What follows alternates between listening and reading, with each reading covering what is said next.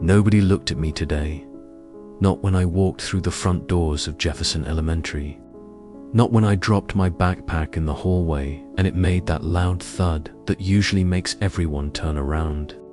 Not even when I said excuse me 3 times to get past the group of 5th graders blocking the water fountain. At first, I thought maybe I was just being paranoid.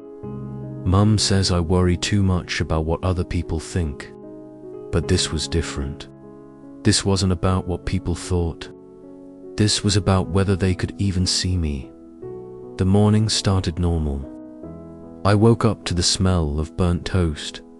Dad always burns it on Wednesdays because he's rushing to his 7 a.m. meeting. I heard my little sister Emma singing that annoying song from her tablet.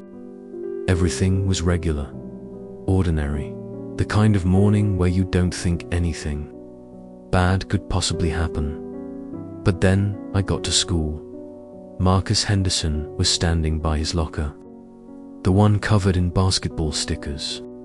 Marcus has been my best friend since kindergarten, since the day he shared his fruit snacks with me when I forgot my lunch. We have a whole routine. I meet him at his locker. We do our secret handshake, and then we walk to homeroom together. I walked right up to him. "Hey, Marcus," I said, loud enough that I know he heard me. He just kept organizing his books, didn't even blink. His eyes looked right through me, like I was made of glass.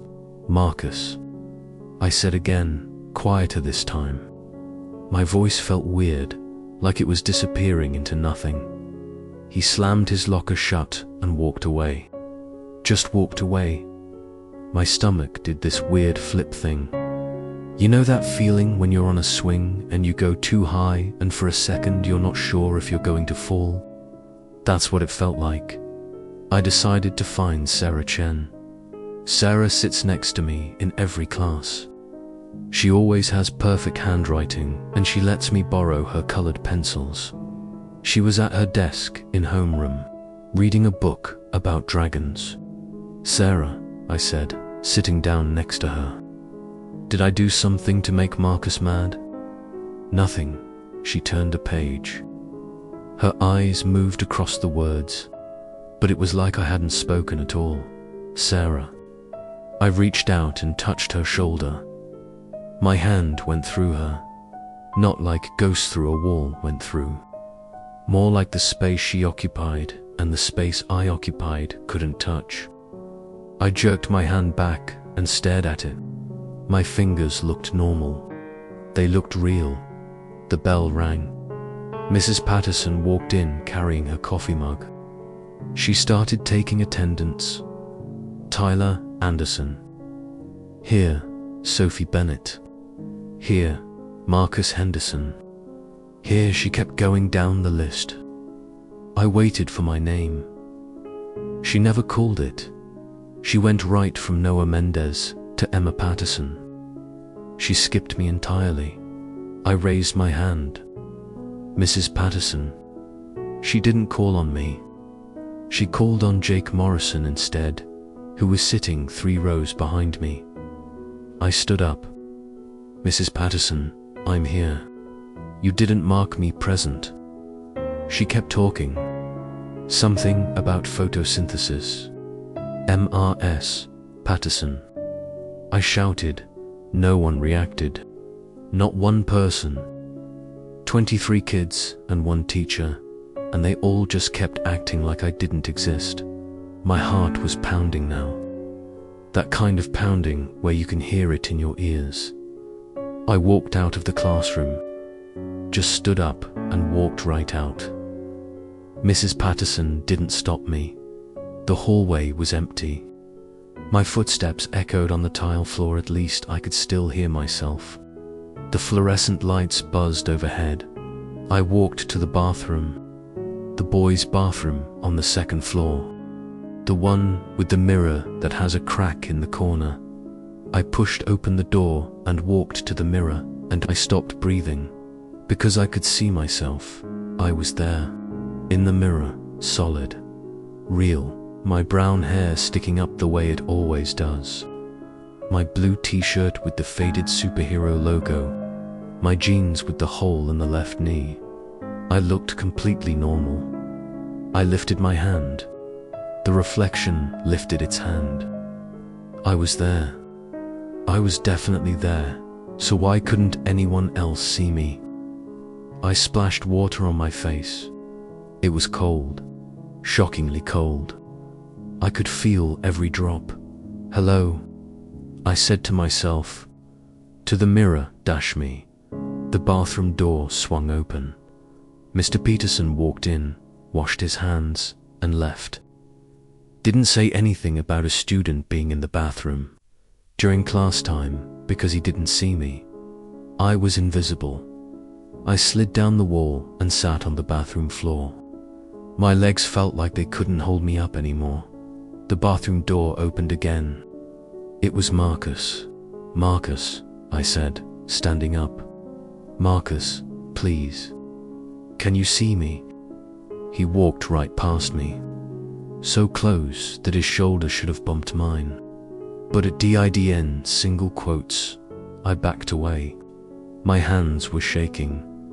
I need to go home, I thought. Mum will see me. Mum has to see me.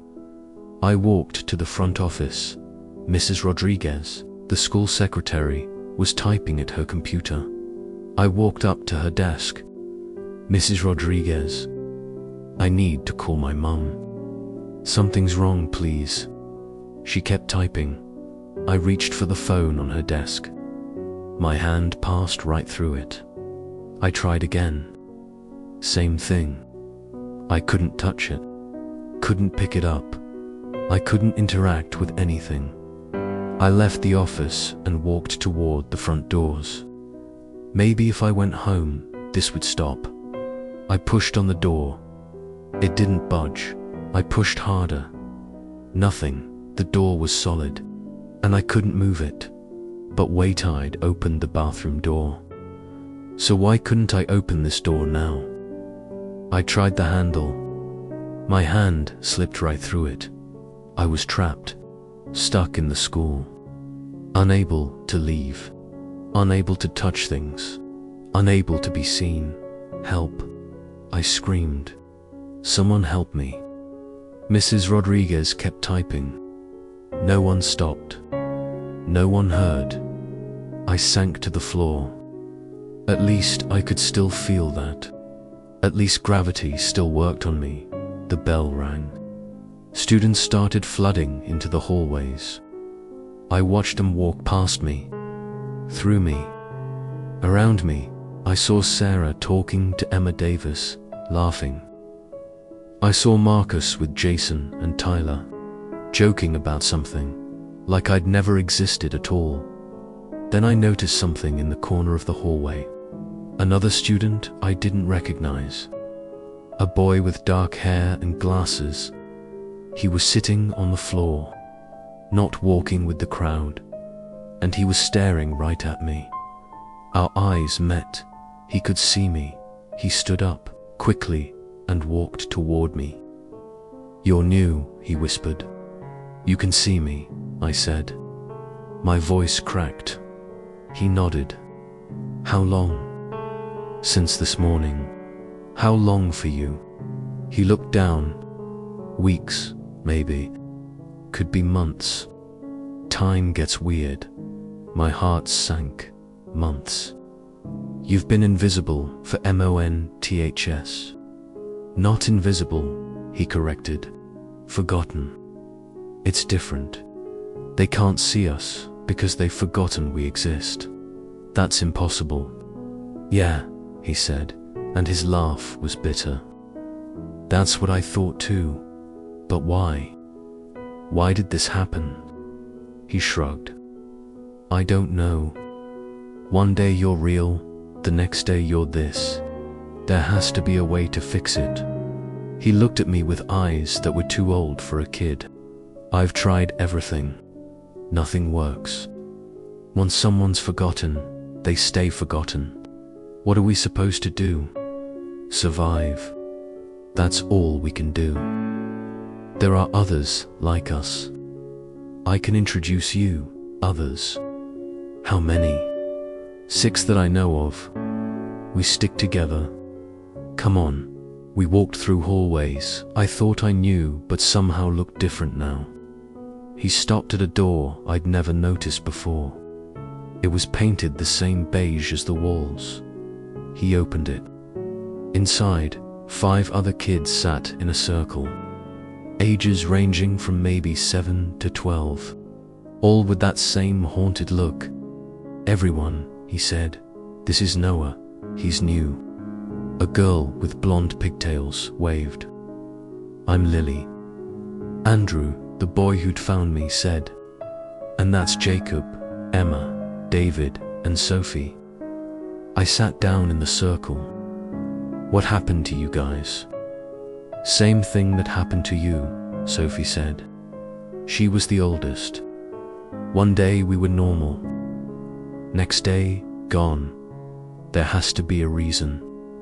Sophie and Andrew exchanged a look.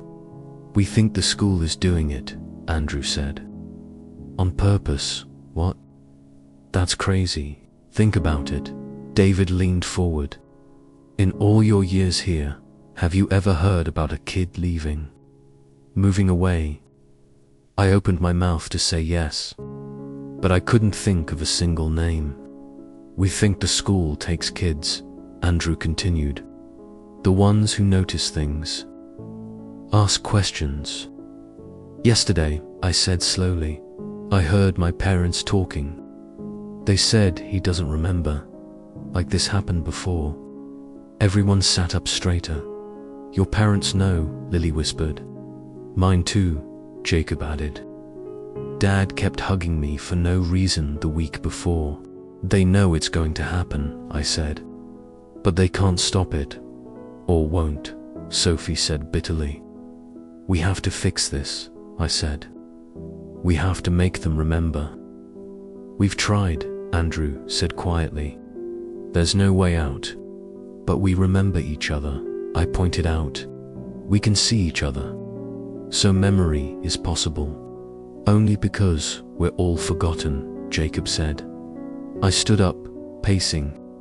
What if we're approaching this wrong? We're trying to make them remember us. But what if we try to remember ourselves? What does that mean? Lily asked. What if the longer we're here, the more we forget who we were? And when we forget completely, we disappear forever. The room went silent. So we have to hold on, I said. To our memories. To who we are. If we remember ourselves, maybe they can remember us too.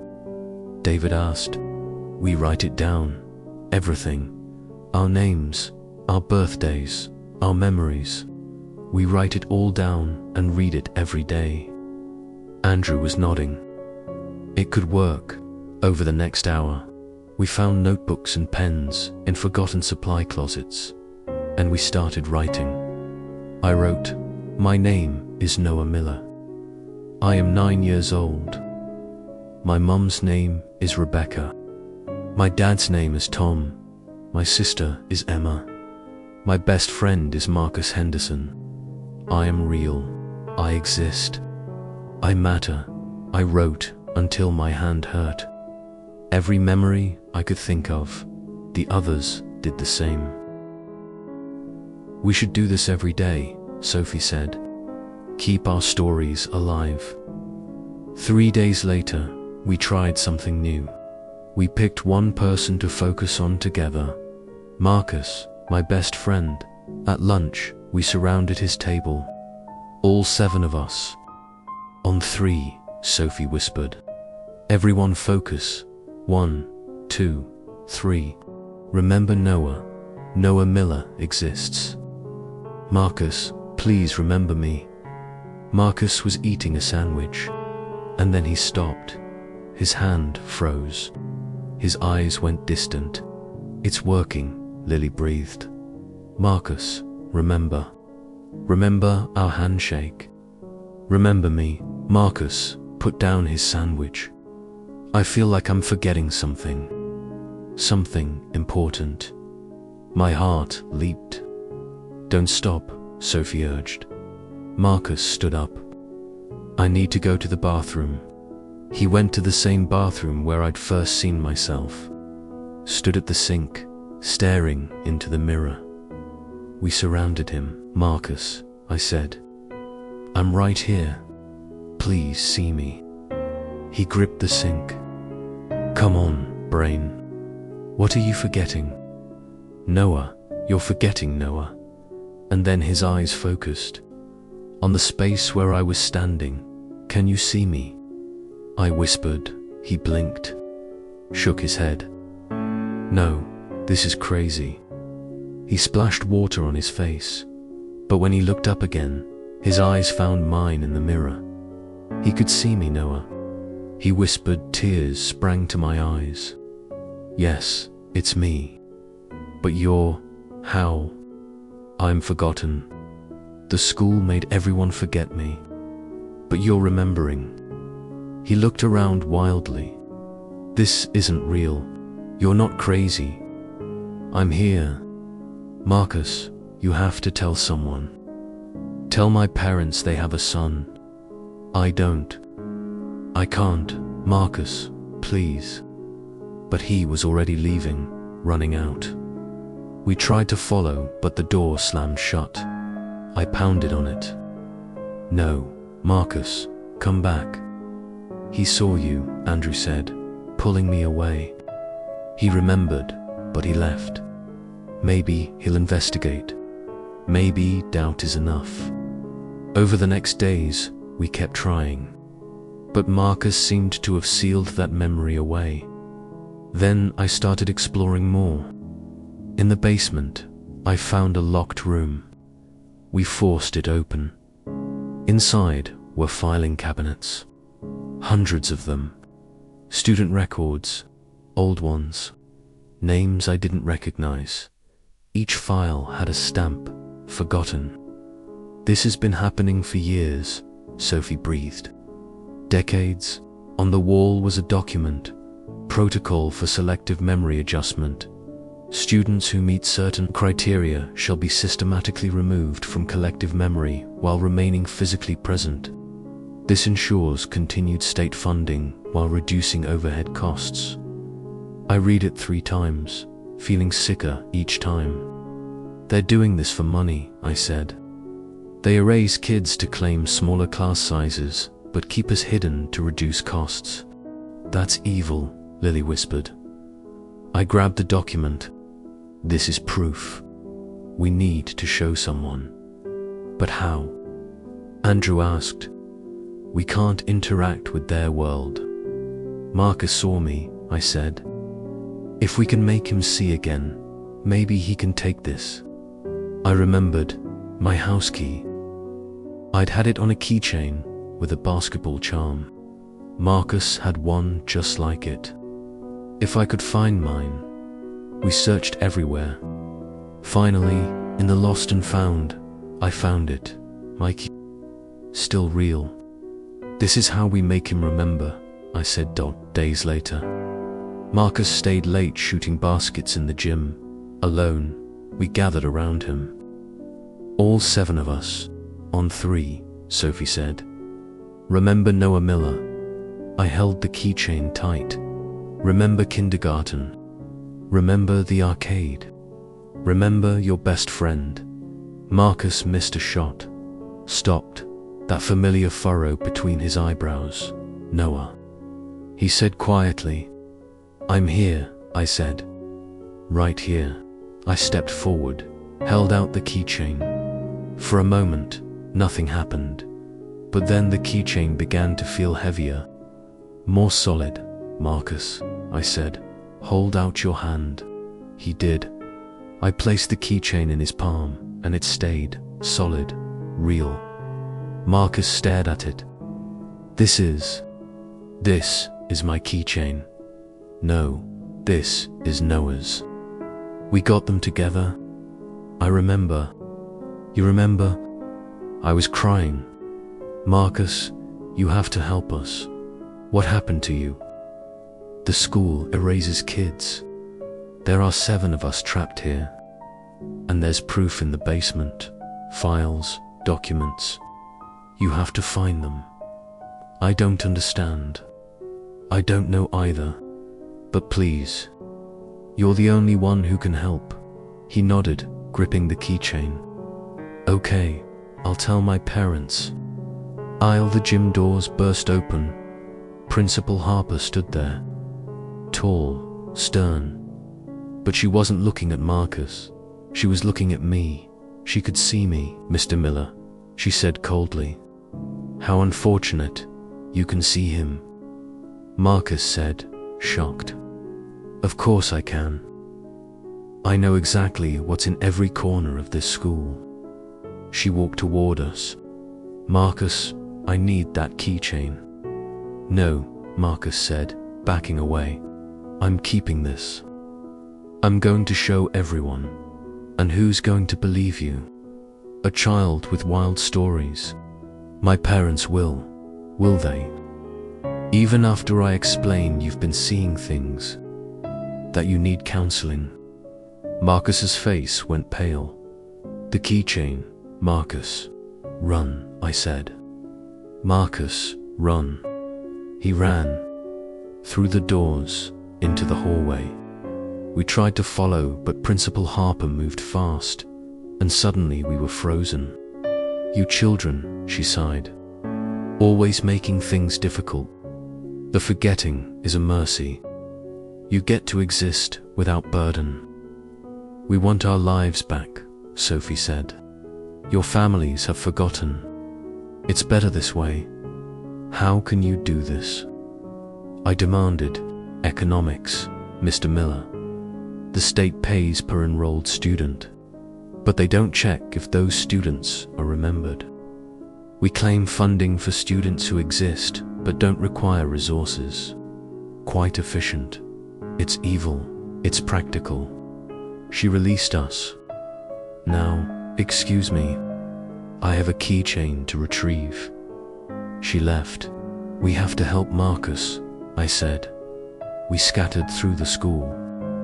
I found him in the library, hiding behind the reference section. Marcus, I whispered. Are you okay? He jumped. Noah. I can barely see you now. I looked at my hands. He was right. I was becoming translucent. It's because you're doubting. You have to believe I'm real. This is insane. Asterisk, asterisk, I know. But you have to get that keychain out tonight. Show your parents. Show my parents. What if no one believes me? Then we're lost. But if you don't try, we're lost anyway. He nodded, stood up. Okay. Principal Harper appeared at the end of the aisle. Last chance, Marcus. No, he said, and ran. She didn't chase him, because as Marcus reached the door, it locked. Every door locked. Click, click, click. You're not leaving, Principal Harper said. Marcus pulled on the door, kicked it. It wouldn't budge. Give me the keychain, and you'll forget this ever happened. He's my best friend, Marcus said, tears streaming. I won't forget him again. Then you've made your choice. She raised her hand. That same force that had frozen us reached for Marcus. To make him forgotten too. No. I screamed, and something broke inside me. Some barrier. I stepped forward, not in the forgotten world, but in the real one, solid, visible. I grabbed Marcus's hand. Principal Harper's eyes widened. That's not possible. You forgot one thing, I said. Marcus remembers me. And when someone truly remembers, the forgetting doesn't work. The other forgotten kids appeared too. All of them, suddenly visible, suddenly real. This ends now, Sophie said. We're not staying forgotten. Principal Harper looked at all of us. 7 forgotten children who'd remembered themselves back into existence. The school board won't allow this. Then we'll expose them, I replied. Marcus has evidence.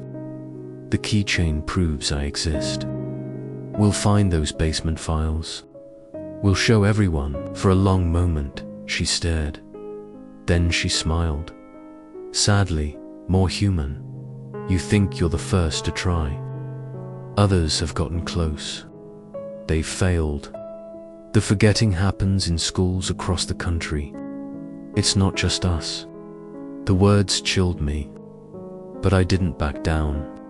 Then we'll expose all of them, one at a time if we have to. She looked at us. Really looked. I hope you succeed, she said finally. I really do. And she walked away. The doors unlocked. Marcus and I stood there, hands clasped, both shaking. We did it, he whispered. You're back. You're really back. We're all back, Sophie said. But as we walked out together, I knew this wasn't over. If the forgetting was bigger than just Jefferson Elementary. We had a fight ahead, but for the first time since that morning, I felt hope, because we were remembered, and we weren't going to let anyone forget us again. My name is Noah Miller. I am 9 years old. I exist, I matter, and I will never be forgotten again.